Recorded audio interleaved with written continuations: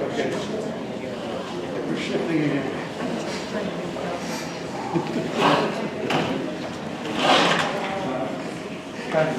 Is anyone here who's going to make a statement for Chicago? Kurt C. Miller. Six. Okay.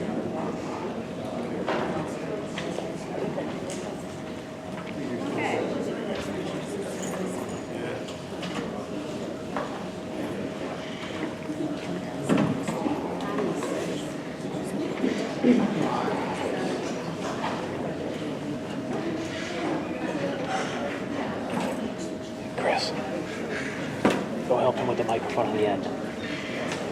He's got the stand microphone. Good evening. My name is Jean Clyde of the LaGrange Area League of Women Voters. The League is a nonpartisan political organization for women and men which encourages informed and active participation in government. This forum is part of our ongoing... Over here, they can't hear you. Pull closer. Hands up, there you go. This forum is part of our ongoing voter education efforts to help voters make informed decisions in the upcoming elections.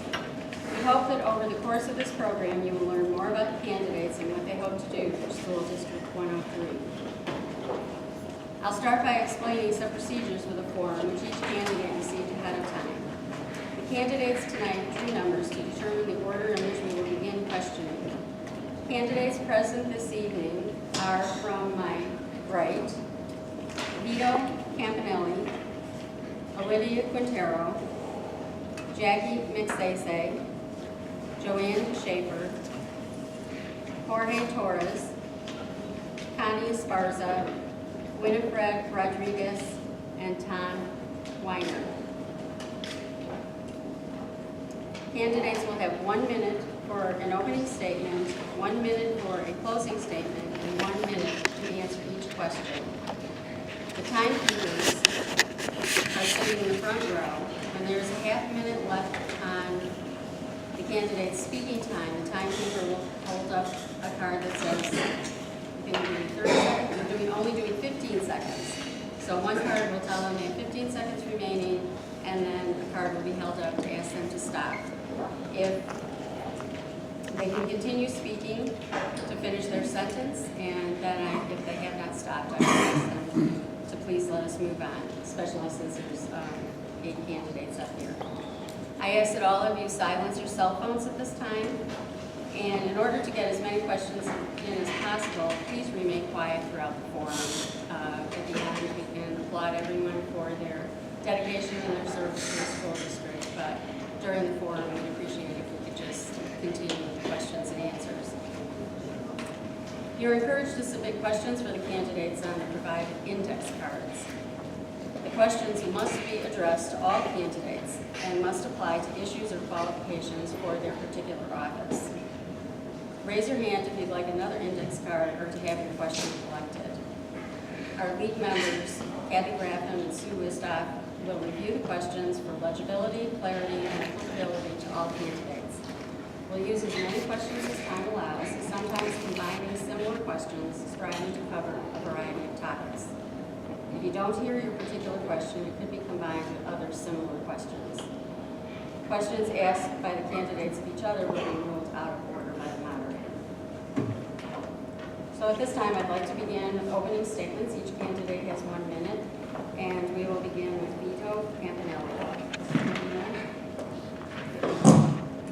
Good evening. My name is Vito Campanelli. I'm a 56-year-old Brookfield resident, father of 5 adult children who have blessed me with 3 granddaughters.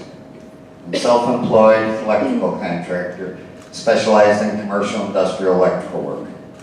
My past civic duties and experiences include 16 years as a Little League coach, 10 years as president of the Berwyn Little League, 5 years as technology chairman and school board member of St. Mary's Cell in Berwyn. Some of the major achievements I have led the way for are implementing a computer lab within 12 months of becoming a school board member, expanding the Berwyn Little League boundaries to encompass all of the city of Berwyn, negotiating partnerships citywide that enabled us to grow this league from 120 children to 438 children on 27 teams. In the last 4 years of my presidency, we won 8 Little League District 9 championships, I was the longest-term District 9 president. In every endeavor I have taken on, I put forth 110% dedication and effort to grow and improve these programs for the children in the community. Thank you, Vito. Thank you. We'll now move on to Olivia Quintero. Good evening. My name is Olivia Quintero, and I am a mother of 3. 2 of my children have graduated from District 103. I still have a daughter and nieces and nephews attending a District 103 school. Therefore, I am very well invested. I have been a resident of District 103 for over 25 years.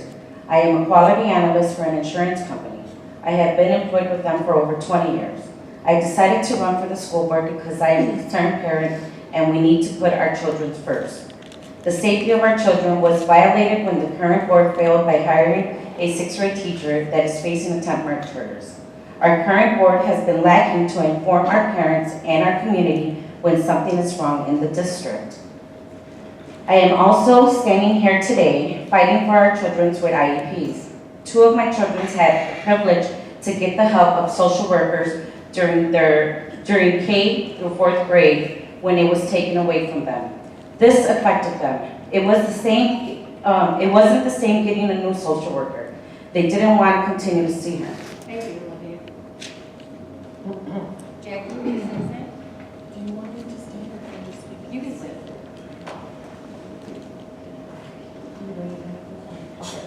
Hi, my name is Jackie McSyside, and my husband and I purchased our home in Stickney in 1998 to start our family. Our son currently attends George Washington Middle School, and before that he did his elementary years at Edison.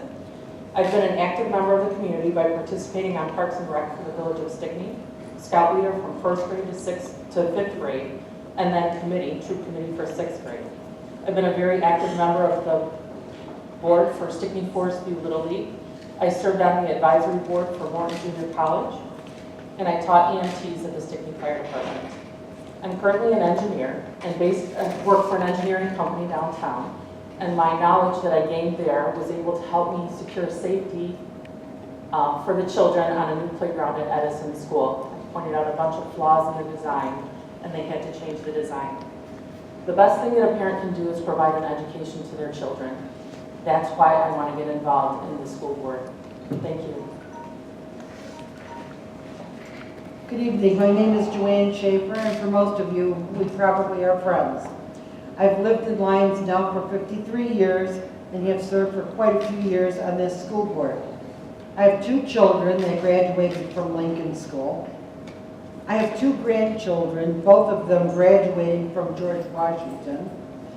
And I now have a great-granddaughter who's in 3rd grade over at Lincoln, so I am still completely vested in these buildings and smell the chalk, even though there isn't chalk, and pencils when I just go past the schools.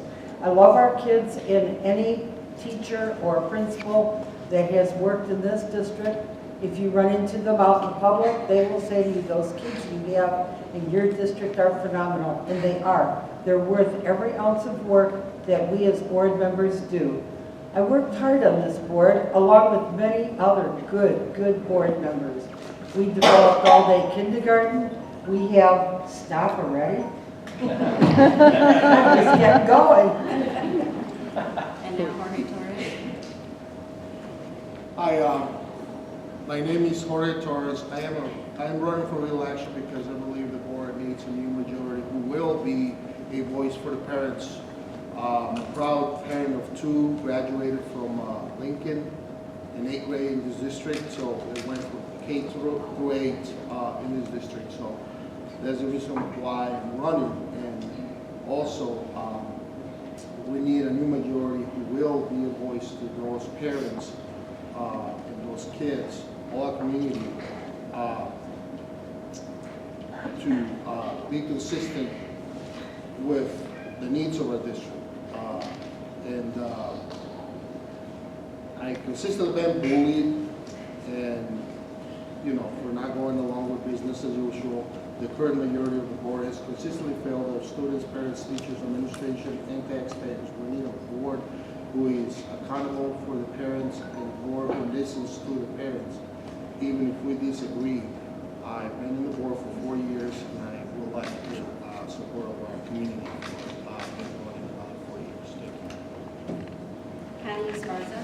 good evening. My name is Connie Esparza. I've been a resident of Lyons for the last 10 years. I have a Master's of Business Administration and Marketing from Roosevelt University. I've been in higher education since 1995, former board member here in School District 103. I look to be elected to the board to serve not only our students but also our communities. I believe that our values and our needs of the community need to be heard and need to be met by way of education and resources for the teachers to be able to instruct our children. As a taxpayer, I'm also extremely vested in making sure that the education is of high quality, resulting in high test scores for our children so that they're prepared to go out into the world and mingle and work together with a diverse pool. Thank you. Winifred Rodriguez? Good evening. My name is Winifred Rodriguez. I am a mother, and I live in the community for several years. I have no ties with the board members or the administrative staff. I have an associate's degree in paralegal studies and a bachelor's in business management. I've been in the legal industry for over 20 years. I've served on the Illinois Paralegal Association Board and also on the advisory board for my college. Due to the recent controversy in our district, I decided to run for a seat on the board. As a mother, I understand the importance of protecting my children as well as their safety and education. My running for the school board will allow me to work and advocate for the education and safety for all children in the community. Anyone that comes before the board has a right to be heard. A school board member must build understanding, support, and participation. Thank you. Tom Wayne. Hi, I'm Thomas Weiner. I'm a 24-year resident of Lyons. I'm currently the PTO president at Costello School, where my son goes to. I'm presently an interim member of the school board and seeking the full 4-year term. I started coming to board meetings about 2 years ago after the last election. And I've seen what kind of a mess it was back then and seen how this board moved it forward. Did they make mistakes? Yes. Everybody makes mistakes. Is there room for growth and continue moving forward? Yes. And that's why I'm here trying to help move it forward, keep it going forward for the interest and best interest of our students, staff, and community. And that's about all I have right now. Thank you.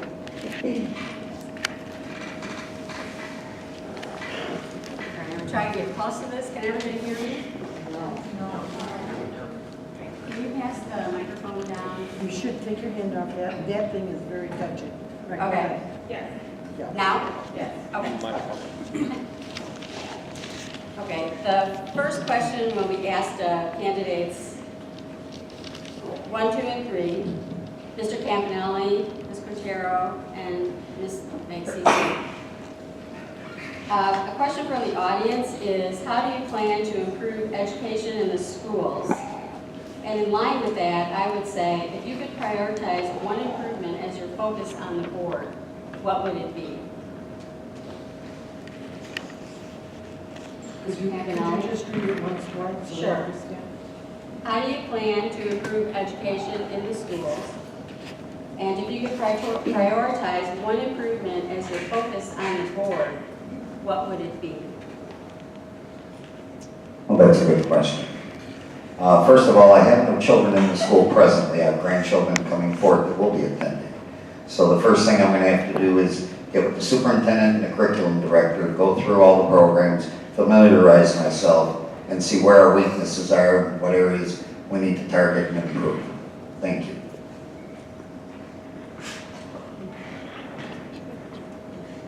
I think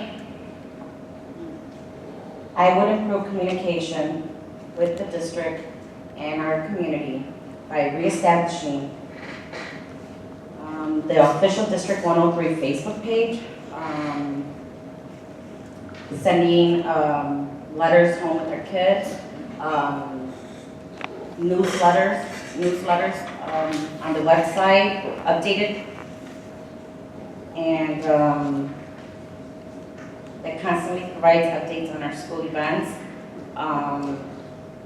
and utilize the district's email listing to communicate with our community and our students and their families.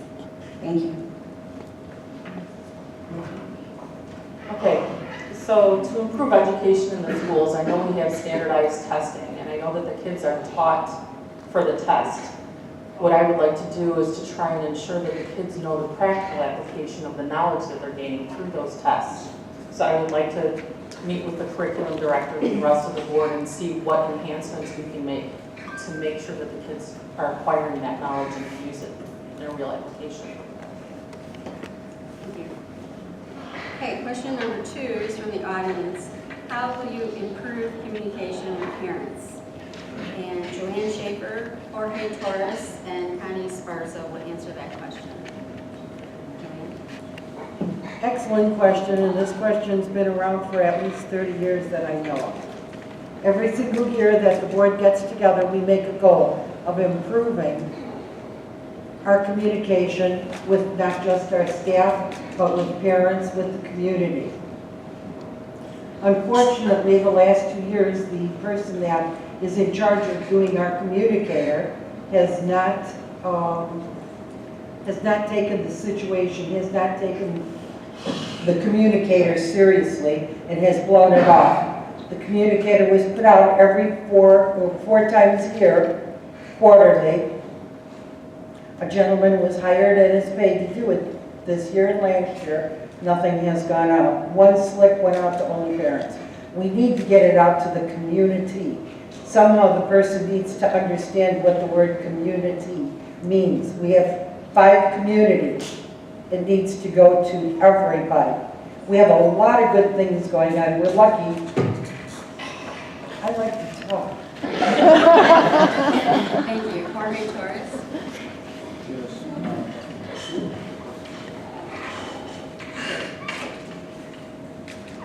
How will you improve communication with parents? Okay, communication is basic. It starts at home. So if our parents are getting the newsletters, emails, blast, text messages, encourage more people from our communities to come to our board meetings, not only one side of the table, but everyone in general, or stakeholders, come to our board meetings, be more informative with what we're doing, what's going on in our schools, how are we transparent with our decisions, and who are we hiring, not only for staff, teachers, but also with the projects, what companies are being hired. Basically, be transparent with all the stuff we're doing, communicate everything to our communities. Thank you. Connie Esparza? The recommendation that I would set forth to improve communication amongst our parents and communities, it's a new age, it's a digital age, and there are very many applications that we're all walking around with our cell phone and downloading applications to find parking, to call and Uber. And there's applications that will gather us as a community by either classroom or school, and that can push out notifications on a daily basis, on real time even, to let us know of fire drills, of soft lockdowns, of upcoming events. Also, communication needs to be bilingual, and not necessarily Spanish, English. We have a diverse community. We need to be pushing out our information in the language that our community will understand. Thank you. And the next question will go to candidates Winifred Rodriguez, Tom Weiner, and Vito Campanelli. This question. The question is, what will you do to improve test scores and improve student performance? Well, if elected, I would get together, call a meeting with the board, the superintendent, the curriculum director, and see what is wrong and how the curriculum is, and go from there. Work on getting reading and math scores up. And by doing that, we would have to implement and make sure that the teachers have the right credentials for the math and reading. And we would go from there. Thank you. I would start out asking the teachers what they need in their classrooms to help our students learn and achieve and excel. It starts with the teachers. If we don't know what the teachers need in the classrooms, how are we going to make sure our kids learn what they need to learn?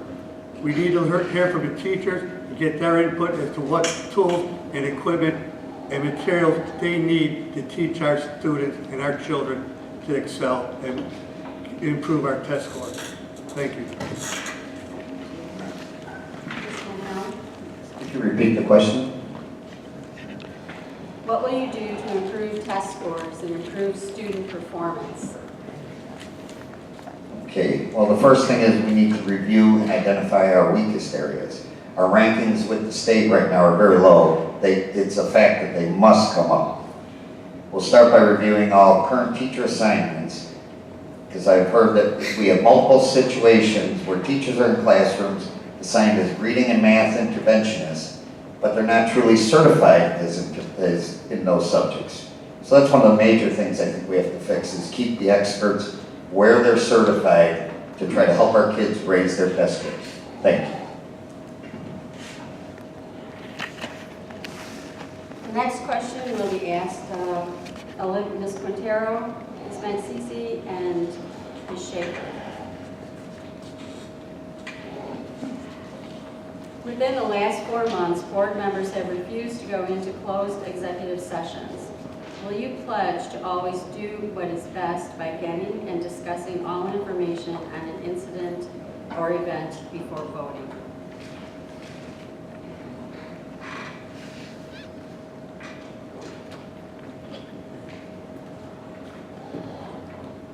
This should not have anything to do with any mayor or politician. So I think that all decisions made should be made for the best interests of our children, our teachers, and our communities.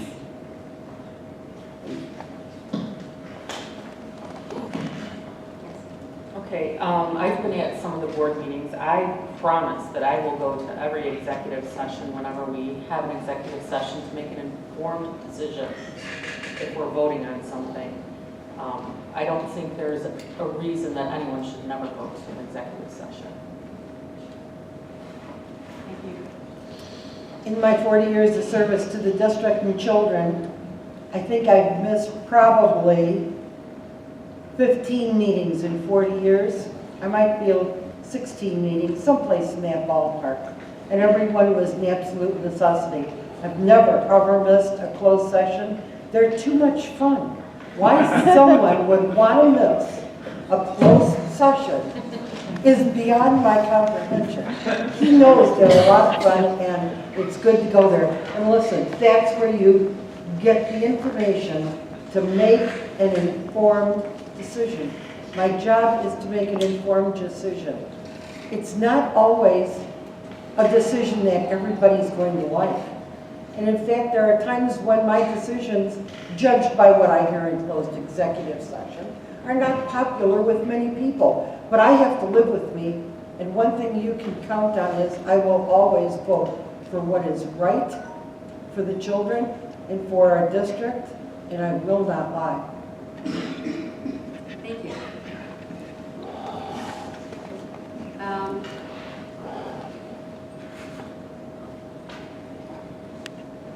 Next question will go to Jorge Torres, Connie Esparza, and Winifred Rodriguez.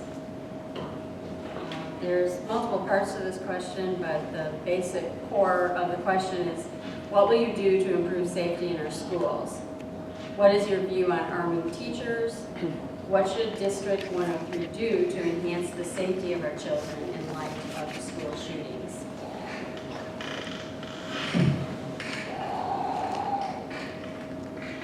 Number one, I would say is accessibility to our buildings. And that includes not only our children, but teachers, people doing any project in any building in our district.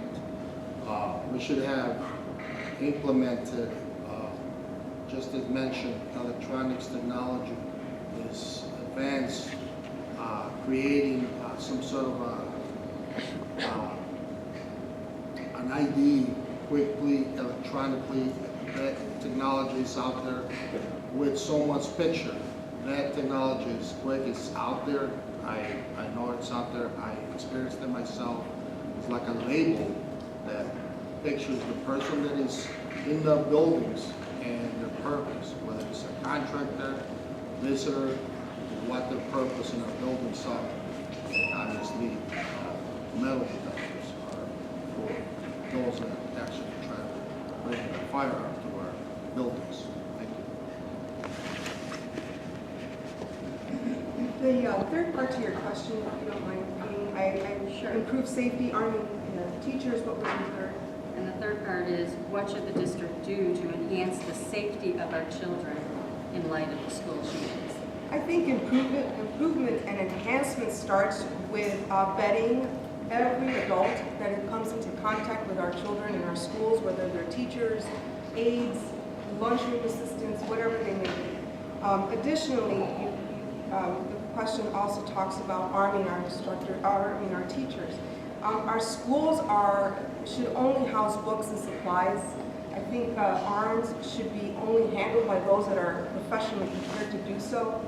By way of training our administration in the different schools what to do in case of emergency, I think is much needed, whether it's lockdowns of classrooms, what happens within the lunchroom, but safety programs, vetting of adults, and I think keeping arms outside and making sure that the security professionals that are patrolling our schools are the only ones that can go around with firearms under them. What I will do to improve the safety of school district 103 when it comes to hiring, I would request a full background check be done, that a criminal search be done, and make sure that both personal and professional references be given. That a Google search be done as well.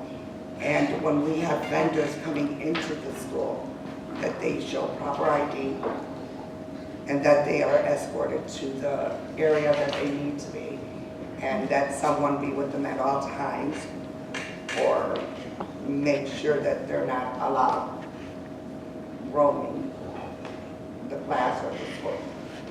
So. Thank you.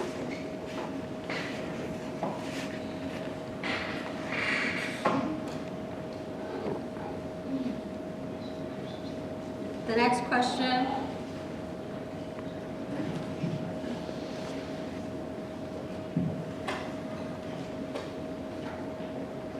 The next question will go to Tom Weiner, Vito Campanelli, and Olivia Quintero.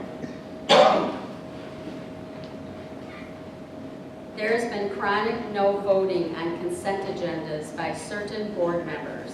What would make you vote no if elected? Well, I have to feel strongly either way whether I vote yes or no.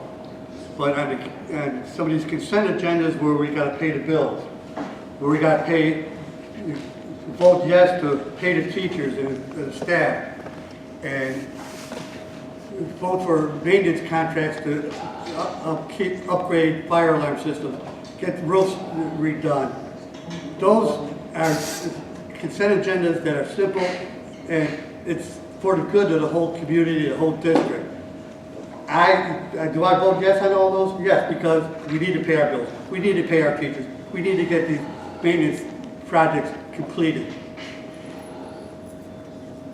Yes. Thank you. Mr. Campanelli? Repeat the question, please.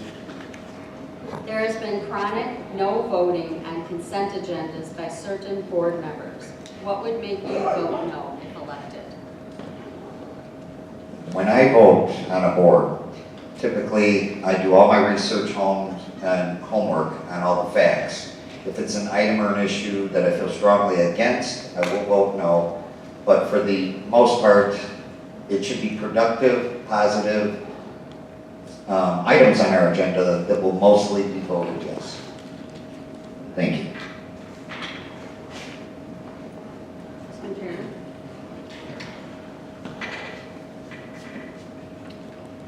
If I really believe that it's in the best interest of our children, I will vote yes. If it's not, my answer would always be no. We're here to protect our children and always do best for them. Thank you.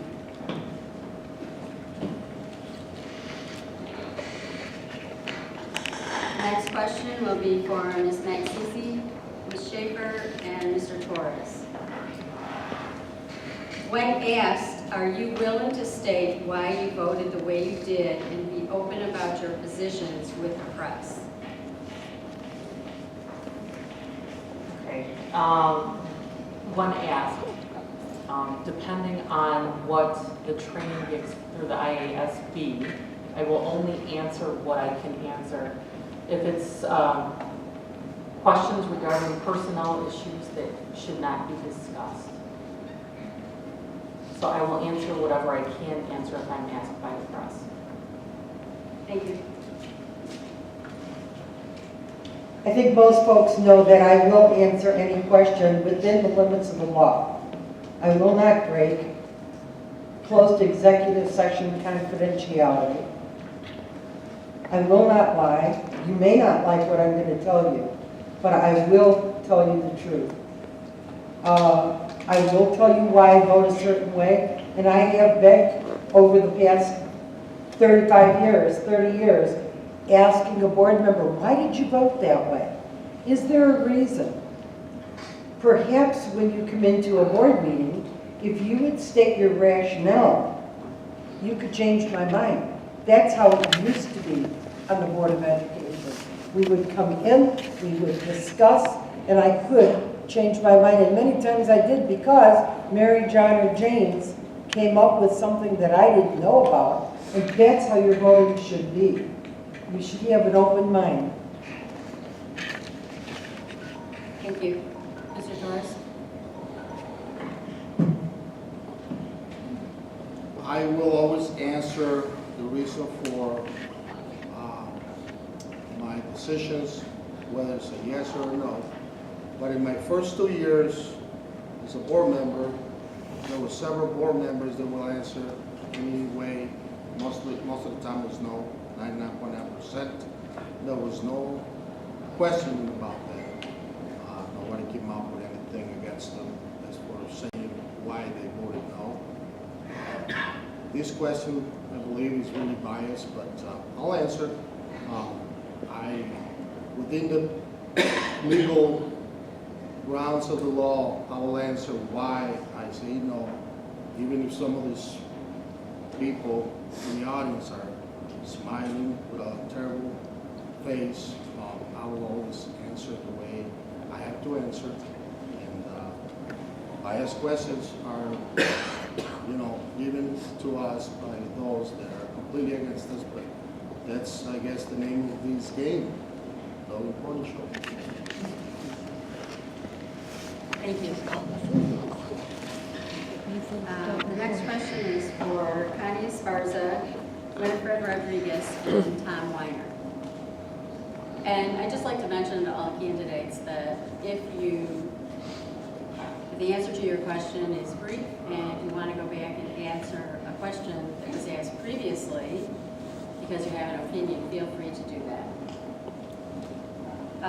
This question is, what will you do to eliminate the wasteful spending? And I think put another way, people would say, what will you do to improve the education without raising property taxes? I think there's a lot of opportunity to look at our spending and realign resources that, again, will provide foundational programs for the students, those that might need remedial education. Also, one of the participants earlier stated giving the teachers the resources to make sure that the students are well prepared. We have to always go back to our budget and make sure that with what we have on the agenda is directly related back to education and to the teachers and to the classrooms. And transparency and accountability, I think, are very strong words, and those that we need to uphold as a board to make sure that we can answer the question to our communities as to how we're disseminating our resources. Thank you. I would work on getting the district one superintendent instead of the two the district currently has.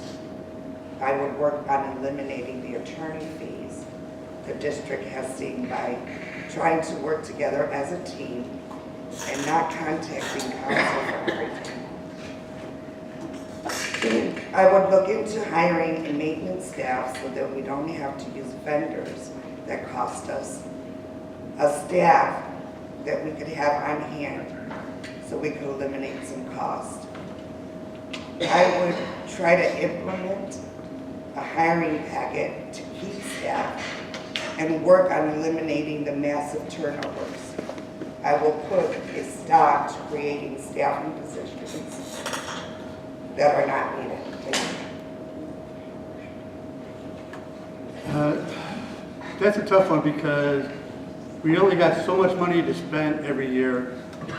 And yes, education is a priority. Maintenance of the buildings is a priority. And not raising property taxes is a big priority. I live in Lyons. If there was a referendum to where, we might have to increase our property taxes to help fund the education and just education in this village, I could dig a little deeper in my pocket to, a couple $100 a year extra on my property taxes to help fund education. I think I could afford that on my property taxes. And yeah, cut wasteful spending. And why do we need an assistant superintendent that gets $1,000 a day for 100 days? And I haven't seen this guy once. So. Thank you.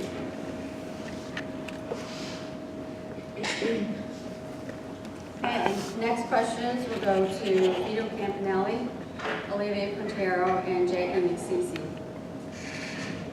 What are your personal thoughts and feelings on math and reading interventionists, follow-up in summer school, and should all children have the availability of a social worker in the school setting? I'll repeat that. What are your personal thoughts and feelings on math and reading interventionists, follow-up with summer school, and do you think that all children should have the availability of a social worker in the school setting? Well, the interventionists, from what I mentioned earlier, we have a lot of interventionists, what I've been told, that aren't really state of Illinois certified for the subject that they are providing the specialty teaching for. So we need to correct that, if that is happening. I'm not on the board, I don't have access to everything. But that's kind of, when I've looked at some of the Illinois school records and then looked at the staff, it's easy to find who's certified in what. And there are some teachers that are acting as interventionists, which shouldn't be. Social workers, every child who needs a social worker should have access to them. Thank you.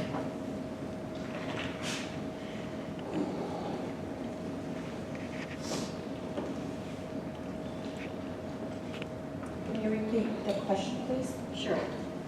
What are your personal thoughts and feelings on math and reading interventionists, follow-up on summer school, and do you think that all children should have the availability of a social worker in the school setting? I will start off by saying, yes, all schools in our district should have their own social worker because they need, our students with IEPs need that one-on-one. I'm speaking from experience with my two children that needed that social worker there. And when it was taken away from them, it did affect them. It did. And right now, they have to sit and wait until they get to see them either once a week, every 2 weeks, and it's just not fair to them. And all interventionists should be endorsed by the state. Right now, we have a math and reading teacher that is not endorsed by the state, but is teaching our kids, and that's not fair to them.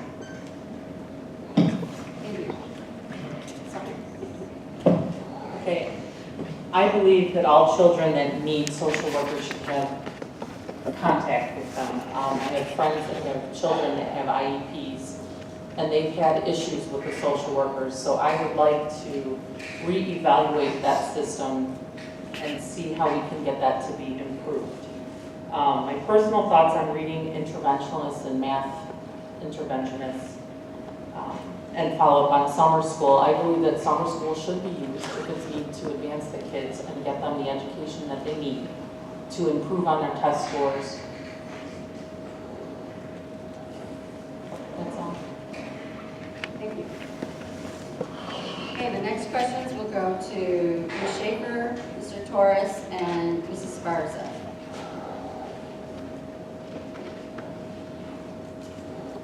When there is a conflict between board members, do you think it is important to show respect towards each other no matter what? How would you bring respect for one another back to the board? Interesting question, because we were talking over there just right before the meeting, and my opinion for years has been exactly this. When you sit at that board table, you are a board member. That is the only place that you are a board member. You should be giving your opinion on a particular subject. You should give your point of view. You should not have to be harassed or given dirty looks or eyes rolled because you have an opinion that might be just a little bit different. By all of us voicing out our opinions, we come to a conclusion. When you leave that table, the work stays at that table. You remain friends out. And when board members no longer can be friends once they leave the table, the board is lost. The kids have lost. The district has lost. Because if you cannot remain on a talking level with the rest of your board members and keep an amiable conversation going outside of the board table, how do you expect to get along at a board table? Thank you. Mr. Torres? Yes, as I stated in my opening statement, I've been bullied, and that's a horrible thing to come and do for an hour, 3 hours, 4 hours, and some of these board meetings last. Reasonable people always come up to a reasonable conclusion. And as Joanne stated, their work stays here. No need for funny faces, any remarks, attacks from public. We're doing this for free. We don't get paid a penny. We don't need any of those faces. We don't need the egg in the face. We don't need those tomatoes thrown in our faces. We do a free service. We don't get paid. There is no interest or anything. My interest is just the kids. My kids cross these schools from K through 8.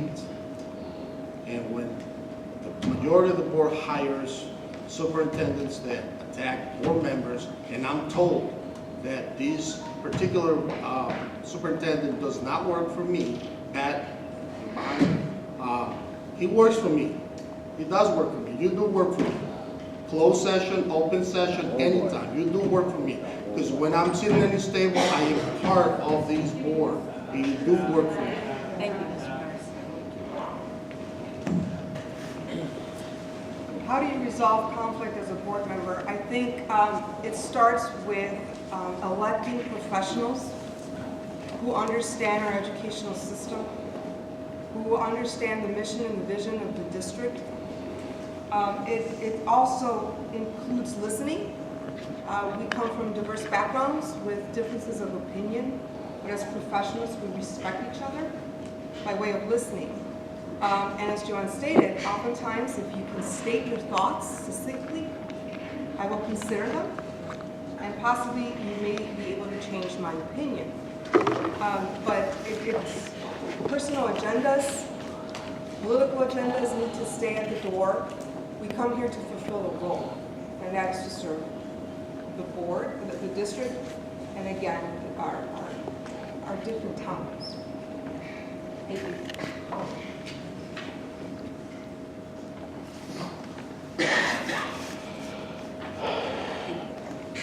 The next question goes to Winifred Torres, Tom Weiner, and Mr. Campanelli. As candidates, will you vow to the audience tonight that you'll not accept any political contributions from any company or individual seeking to do business with the district or looking to take on a job with the district? It's Winifred Rodriguez, and yes. You said Torres. Oh, I'm sorry. So, I will make my decisions, and I will be honest and open. I will not accept any contributions. I will not accept any briberies. I'm here to do a job, and the job is to protect the children of the community and further their education. And that's what I'm here for. Thank you. Yeah, if someone comes up to me and say, I need you to vote this way, they better have a damn good reason and no money coming towards me. I can make my own opinions. I got my own opinions. I can make my own decisions. I don't need anybody telling me, hey, you need a new roof on your house? Go vote this way. We'll get that permit through there, no problem. No, it ain't gonna cut it. I'm here for the students and the staff and the district of this community. I'm gonna vote the way I feel is the way to vote. Thank you.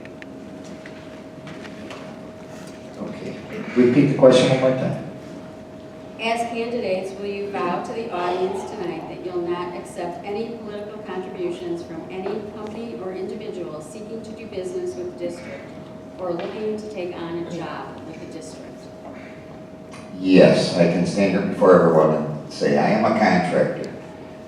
If elected as a board member, I can absolutely do no work for this school district. I can only come to meetings as a board member and help make proper decisions for our children and for the community. Thank you.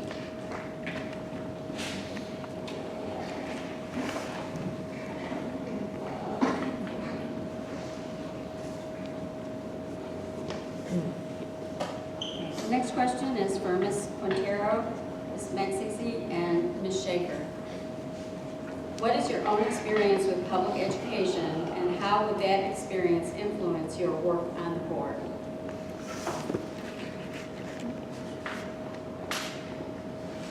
Can you please repeat the question? Sure. What is your own experience with public education, and how would that experience influence your work on the board? My own experiences, I attended a public school from kindergarten to my senior year. From kindergarten to 8th grade, my parents really never voiced their opinion, so they felt that they would never be heard. I am here today to stand up for my kids and their education. So I am willing to do whatever it is to see all of our students succeed and do everything we can for their education. Thank you.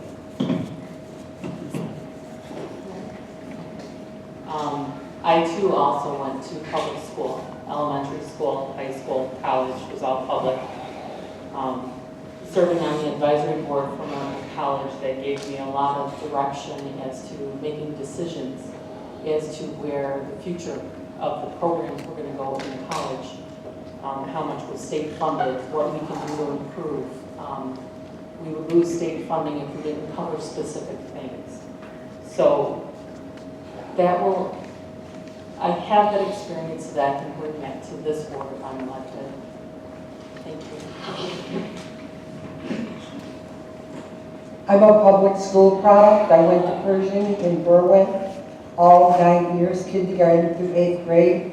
I'm a graduate of Morton East before Morton West ever even was thought. I love education. I love being on our school board. I don't like to see the way a lot of things in education has changed. We've had some complaints up here about various things, about interventionists, this, that, and the other thing. And you know what? My opinion is that reading has not changed in the last 100 years. Cursive hasn't changed a diddly squat bit. The ABCs are the same, spelling is the same. Math should be the same. Anybody that's been coming to our meetings knows, and I can see people raising eyebrows out there. I've been fighting Common Core for the last 5 years. I don't agree with it. We get money for it. I got all that. Been through the new math, saw it go out the window 25, 30 years ago.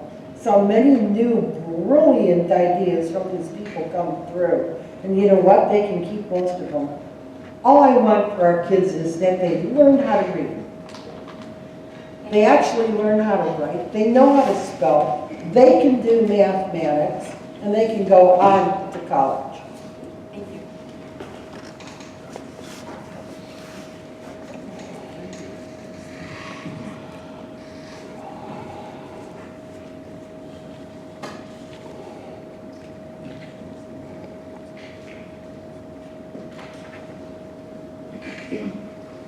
All right, sorry. The next question goes to Mr. Torres, Mrs. Sparza, and Ms. Rodriguez. How can you guarantee the separation of politics and policies between school and state, city, and village?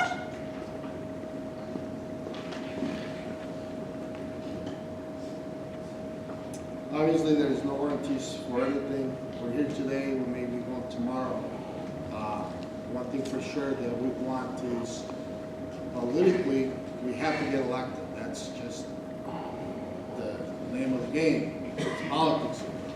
We have to be elected in, voted in, whichever way you guys want to say it. But bringing in that to the classroom starts within the schools, within the classrooms. Our teachers, our unions, that's politically motivated. Plenty of times, some teachers don't agree with what's going on, face problems. That's politics right within the field. Our schools, our classrooms, our staff members, unionized members, sometimes or often attack those that are part-time, don't let them do certain jobs. That's political. We have to end those political moves, not only during election time, throughout the year, for the best interest of our kids. That's how you separate those things. Politics are out there. We don't let them come into our classrooms and distract our kids when they're in session. Thank you. The only politics that should be on the table are those that affect instruction, hiring, and educational requirements. To remain mainstream, to make sure that our schools are up to code, up to speed, we need to understand our state and federal regulations and what that means for us to change, how that means, what that means for us to look at our instruction, to look at our student handbooks and our policies to make sure that we're not falling behind.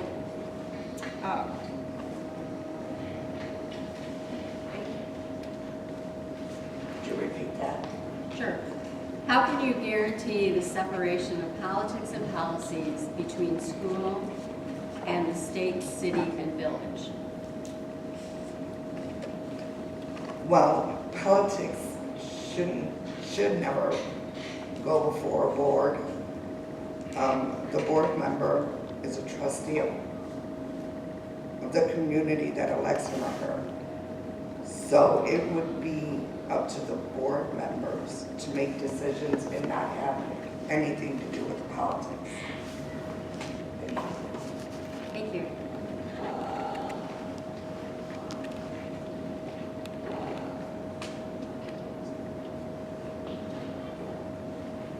The next question goes to Mr. Weiner, Mr. Campanelli, and Ms. Quintero. Thank you. Over the last 2 years, at least 4 principals have been fired, creating turmoil and mounting legal fees. How will you rein in the legal fees? Ooh. Whoa, that's a good one. I know just recently, one principal was let go, one was reassigned. Principals have to be held to higher standard. They're leading our teachers in a way that's supposed to be productive for our students. If the principals are not doing what they're supposed to be doing to make sure our teachers are doing what they're supposed to be doing and helping our students, unfortunately, that principal, you know, he or she needs to be talked to, given, you know, instructions on how they can do a better job. And unfortunately, some principals will need to be let go because they're not performing up to standard. And that is a hard decision for the board. That, believe me, when the last the last 2 principals, that was a difficult, hard decision even for me, and it affected me for a good week afterwards. And it's a tough decision that had to be. Those are tough decisions that have to be made. Thank you. Mr. Campanelli? Yes. First of all, the turnover rate that I've seen, and I'm new here to all this, is kind of appalling.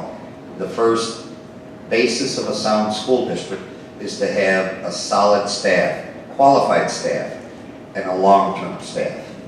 If we keep changing our personnel, our administrators, our teachers, we aren't teaching our kids a lot, and we don't have the stability in the schools to give them the quality education they deserve. Thank you. Can you please repeat the question? Sure. Over the last 2 years, at least 4 principals have been fired, creating turmoil and mounting legal fees. How will you rein in the legal fees? First, I would start by hiring qualified staff members. I've never seen, as long as my kids have been going to school, I have never seen so many principals in one school, in one district. We have 5 principals now. That's embarrassing to our district, and that should not be acceptable. And everybody has a freedom of speech, and if it's not liked by a board member or whatever, it should not be taken. And that staff member or anybody be fired for that reason.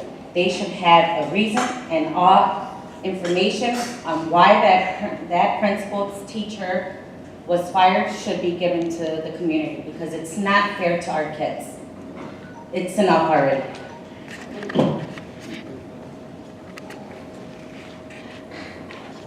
The next question will go to Ms. Van Cece, Ms. Schaefer, and Mr. Torres.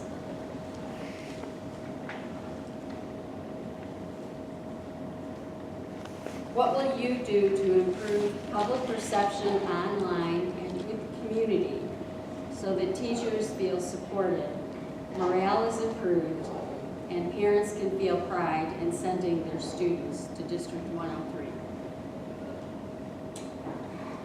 Well, I believe one way that we can improve the perception is to make sure that we have ample communication with the community, with the teachers, so that the teachers know where they stand. The teachers are an integral part of this education system. And the teachers need to know that the board has their back and they'll listen to whatever they have to say. To improve the public perception, again, communication, making sure that a newsletter gets sent out if we can do that. Improving, like someone had mentioned the apps, I know we use the Remind app already to send stuff to all the parents of the students. And just keep improving that protocol. Thank you. I don't know, I must be in a different world with my great-granddaughter going over to Lincoln. Today I had 3 notes in there. Every single day through Dojo, I get 1, 2, sometimes 3 notes. I know exactly what's going on. Do I remember it? Heck no. Sometimes it goes in here and out here. But I can go back in the system and look or make a quick phone call. I know what's going on. Could we send more notes home? I've had kids in this district for over 40 years. And the best place for notes, the best thing we ever did for notes, was having the folders where you have one side it goes home, the other side it comes back or it stays home. Other than that, you might as well go to your kid's locker every Friday, clean out the floor, and then maybe you'll know what's going on, because that's the way it is. And one last thing, go ahead, put it online as much as you want. There are some folks who just don't have the ability to go online and read Dojo or whatever it happens to be, so that needs to be addressed. Thank you. Communication online, it is critical, not only selling bad apples, as I've been saying for the last 4 years, highlighting what our teachers are doing in our classrooms. There's a great number of teachers, a great percentage of them doing great things in our classrooms. All of those things should be applauded and highlighted, not only online, but in the local papers, flyers, notes to our parents. Any type of communication, not only online, but sending the notes, having documents, printed matter in our meetings of what the updates are for our teachers, all the good stuff that they do for our kids, all the playtime they give them, all the fun stuff they do for them, not only on the curricular level, but on the fun time that they all have with our teachers. But communicating abroad, not only online, but through newsletters and communication to our parents via email. Thank you.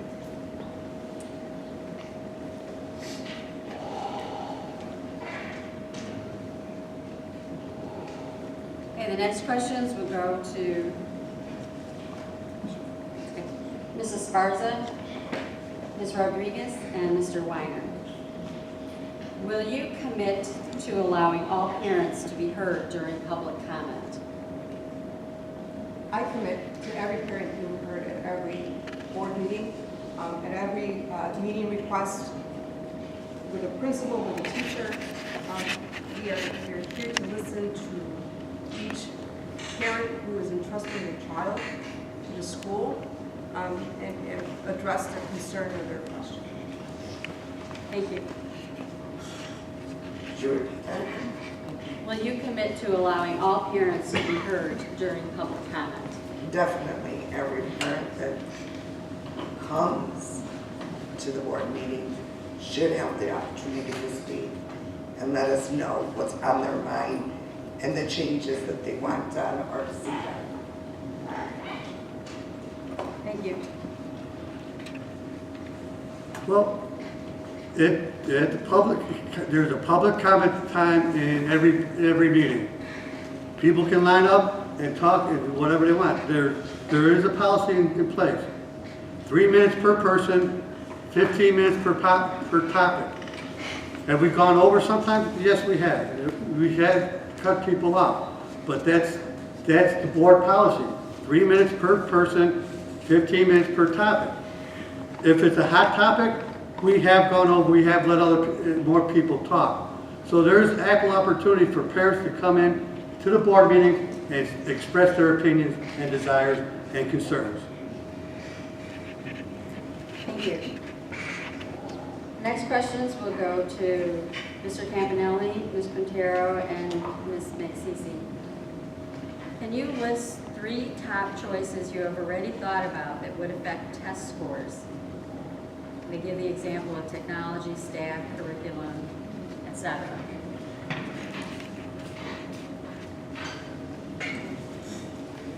Well, that's a subject, because I don't have children currently in the school. Again, I'd have to sit with the superintendent and the directors of every department, and I do plan on doing that when elected, is to learn more about our curriculum, to see where our real deficits are, and how we can bring our test scores up, improve our educational system here for the better of the community and better of all children. Thank you.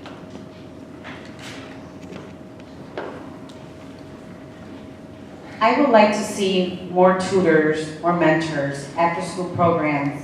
And this is a subject that I would also like to sit with the newly hired superintendent and go over test scores and ideas that we can do in the best interest of our children.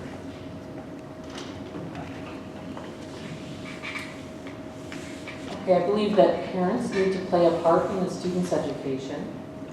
Teachers need to have the adequate tools that they need to improve the test scores.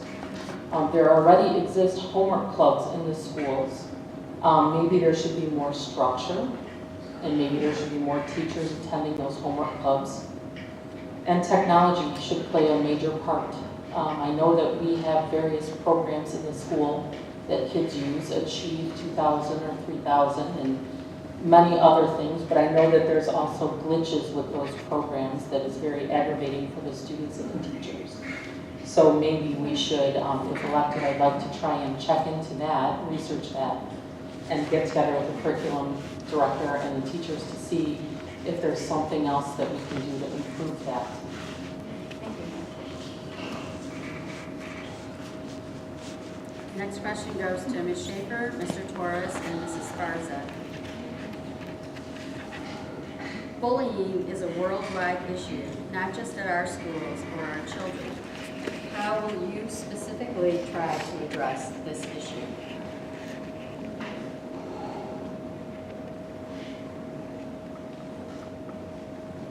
This is a topic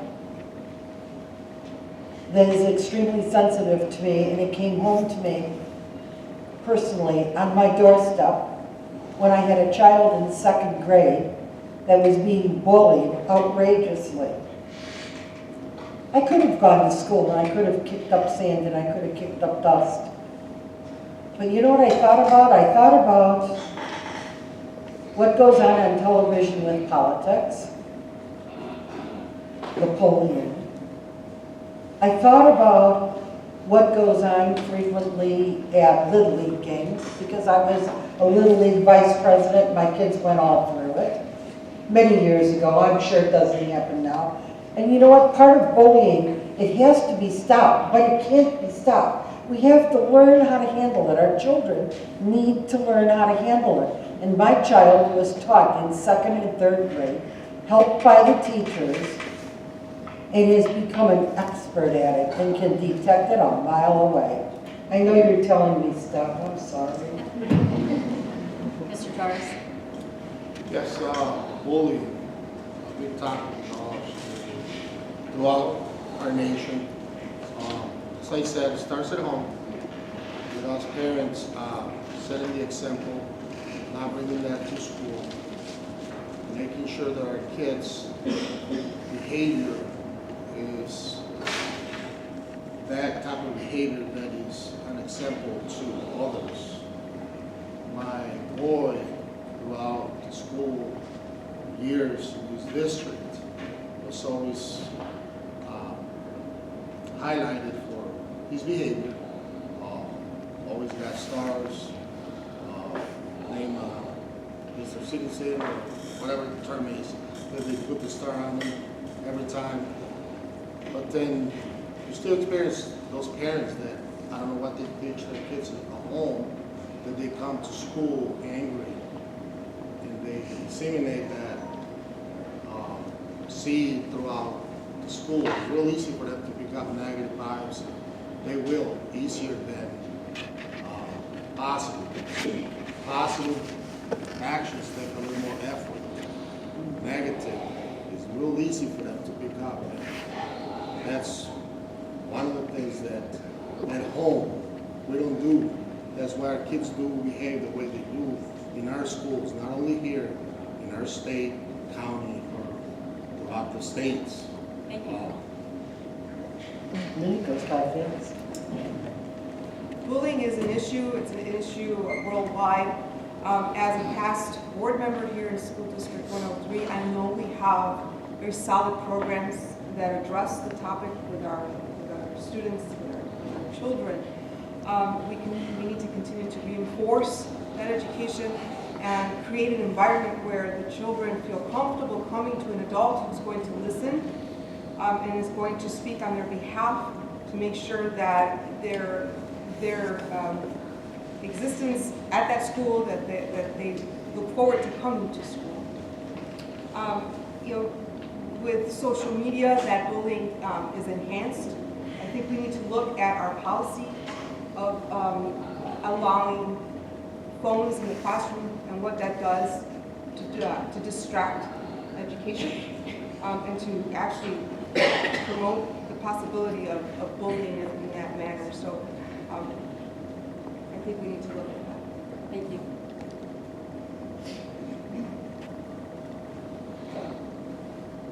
Last question is for Ms. Rodriguez, Mr. Weiner, and Mr. Campanelli.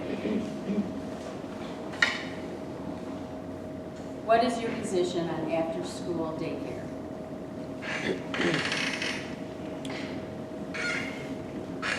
My position is for the single mothers out there that need it,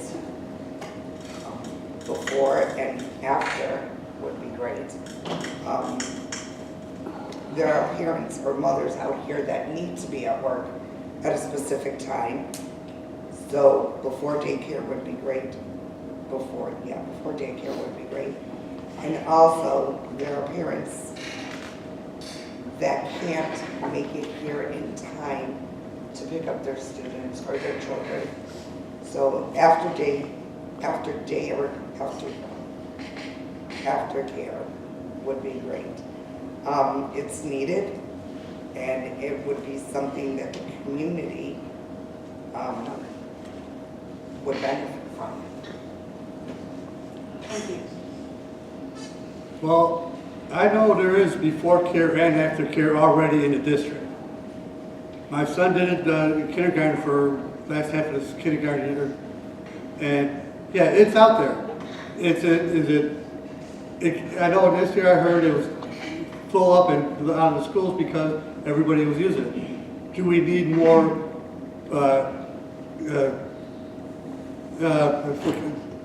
parents or aides or teachers? I'm not sure what the term is for before care and after care personnel. If we need more, we should look into it and get more personnel to staff both before care and after care. Because it is there, the district has it, and I know I've used it in the past, and I know many parents who use it now. It's there. Does it need more personnel to staff it? I'm sure it does. And that's something we should look at as a district. Thank you. Well, I believe that before care and after care is a necessity, especially for the single parents today. The concern I have is, last year we were 1.5 million over budget. We have to find avenues, and this is not an avenue I'd be willing to cut it off, but we have to find avenues, bring our budget back in line before we can expand any programs. This is a very necessary program, and we will find a way to expand it. Thank you. Thank you. Next questions go to Ms. Quintero, Ms. Mancini, and Ms. Schaefer. How will technology be used in the classrooms in the future?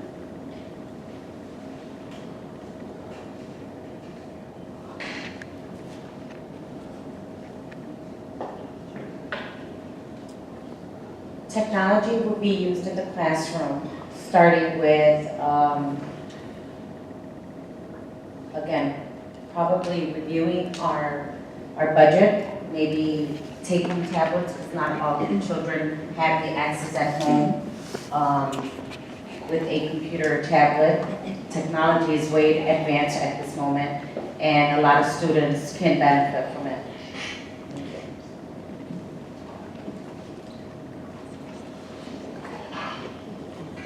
Okay, technology in the classrooms. I know that right now we're using some Chromebooks, probably not enough to go around, so we would really need to look at the budget, as Vito had mentioned.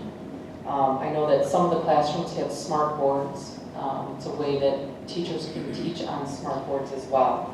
I know that some of the schools have computer labs with computers that are kind of outdated. I know that we have IT staff that can kind of daisy chain a bunch of the computers together and get them to share information back and forth. I know that Edison has a computer lab that my son used extensively, and I can only speak from experience from that. But they were able to access some things that they probably shouldn't have, so I would like to look at that and make sure that the kids are accessing what they need to access for their education. Thank you.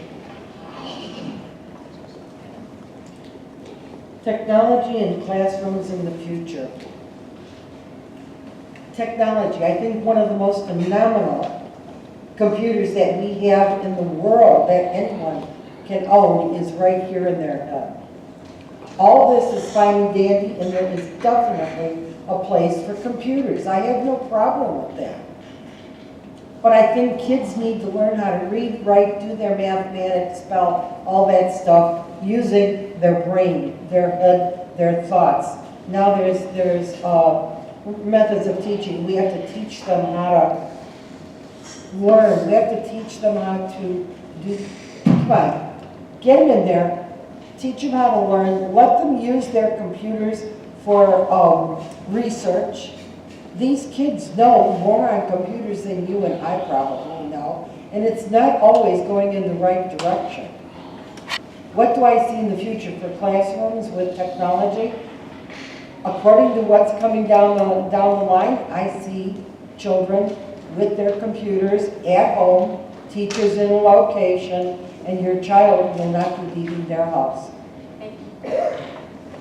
Okay, we've actually come to almost the end of our time, so I'm going to start opening statements, and we'll begin with Mr. Torres, and go back around. Closing statements. We're trying to start it all over again. That's okay. We'll do the closing statements, beginning with Mr. Torres. Okay, We're going to give you the regular microphone because people aren't ever going to hear you on the mic. oh, really, okay. I would like to thank the League of Women's Voters for having us here this evening. This was a well-organized forum and a great opportunity to speak to the community, to those that attended, stakeholders, about my vision for the future of the district, our District 1 and 3. I hope I have earned your support for the upcoming school board election. Thank you very much. Thank you to the League of Women Voters, to the attendees here tonight. There's a lot of work to be done. Work in the school district is never ending. I hope that I have gained the confidence of each one of you to represent you. I am a mother of district graduates who had wonderful experiences here. Speak highly of the teachers that they encountered. And I know and I believe that there are very many other students like them here, just as there are administrators and teachers. I look forward to the election, and if given the opportunity, like I said, to represent each and one of you and every other member of the community that is not here, to give our kids an opportunity to grow. In closing, I'd like to thank everyone for coming out tonight. There are well-qualified individuals running for this election. The qualifications that I bring to the board, my paralegal background, prior boards I served on, And with my background and knowledge of serving on the boards that I have, I believe I can provide a necessary leadership to keep this district going in the right direction. Education takes place in the classroom, and the board's efforts must focus on enhancing and enriching what goes on there. By working together, we can all share in the knowledge and satisfaction that we will provide the educational needs and the safety of all children. We will work on building a district where students, parents, teachers, and staff feel they are welcomed and they belong. We will work on carrying out our vision of a district that does not lurch from crisis to crisis. So I ask for your vote. Thank you. Yeah, once again, thank you to the League of Women Voters and the GWPTO that helped put this together. I know how important education is. I graduated high school, I never went to college. So I know what a lack of education can do to a person. I struggled my whole life, adult life, working and making ends meet. So I know education is important. And one of the best parts of my day is when I come home from work and I help my son do his homework. That's about the best part of my day. To see him listening, reading his homework, doing his math homework. So I know education is important, and that's the main goal, why I'm up here, why I'm on the board now, why I go up to these board meetings for the last 2 years. Education is number one. We got to make sure our kids learn. Thank you. In closing tonight, I'd first like to thank the League of Women Voters and everyone in attendance here tonight. I believe my past experiences and accomplishments will make me a valuable candidate to move School District 103 into the future. I will provide transparency and work in harmony with all board members.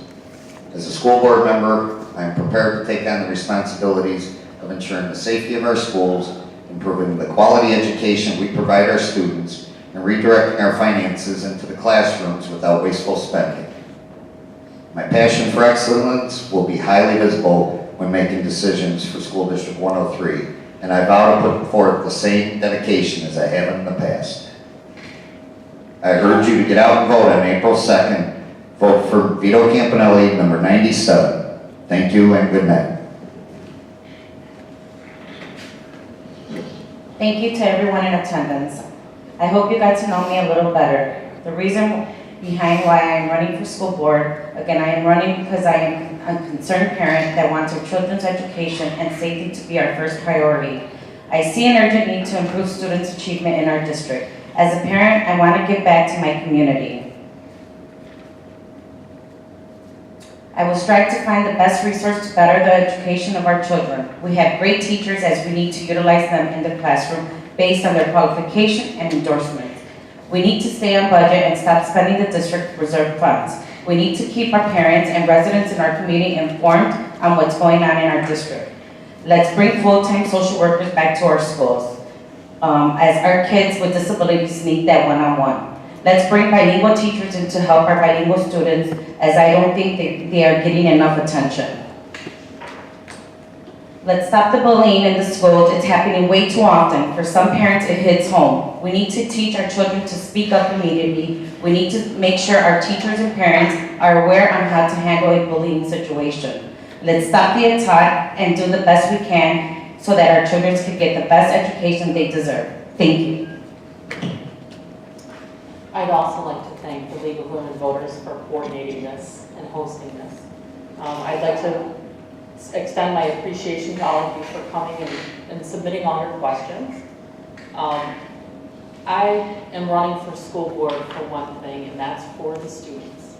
I find that they need our help. They don't have a voice. They need to have a voice, and that's why I'm here. I'm here representing them so that we can get them a good education, provide tools for our teachers. You know, as a school board member, I will always have their best interests at heart, and I would like to work with the United Board to make sure that that happens. Thank you. Thank you to everybody, and I'm going to keep the thank yous real short because they've already been said 7 or 8 times. Lots has been said here tonight that was guessing in flagrant, so I'm going to run through a couple things because I think you probably want some answers. 1, politics doesn't belong here in school. Absolutely. If we don't teach our children about politics over the last 200 years, they're going to be taking a stone as they walk into a large so-called auditorium. You better teach your kids history. Legal fees. We're paying a lot of legal bills that go back 5 years, 4 years. We're cleaning up messes, and it costs money anytime you call a lawyer, and you have to do things legally or you get in worse trouble. All ages come to our meetings. Here's a good example. My friend Mary Kalfas that I learned my boardsmanship from, she and I are probably the oldest ones that attend here. No, I'm not sharing our age, but we go from that to the little ones that attend. We passed a referendum back in 13, and we promised that we passed a referendum back about 18 years ago. And we promised the money would last us to 13. We are now in 19. We still have the money, even though under the previous administration we did a lot of flagrant spending. Thank you, John. I'm not done. Time is up. One last thing I want to say. School safety. Do you folks know that we have bulletproof film on the front of all of our school entrances? Our schools, as far as that goes, are as safe as we can make them. Do I want to teach you to carry a gun? Absolutely not. Okay, thank you very much. In closing, I'd like to close this forum by thanking the candidates and all present for your participation in our democratic process. As you leave tonight, there are 2 handouts we're making available to you. One will give you all the voting dates, in case you need to know that. And the other form gives you the 2 closest early voting sites, the Brookfield Village Hall and the Stickney Forest View Library. So you have, and they do have hours on Saturday and Sundays, so you're more than welcome to.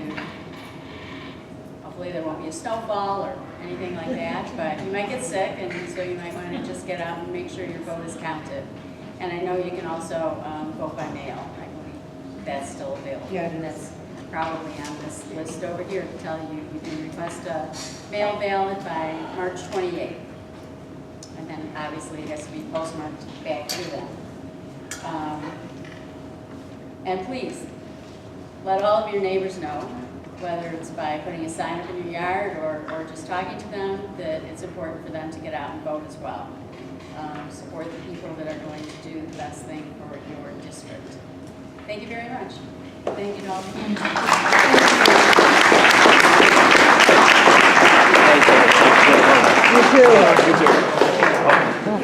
You too.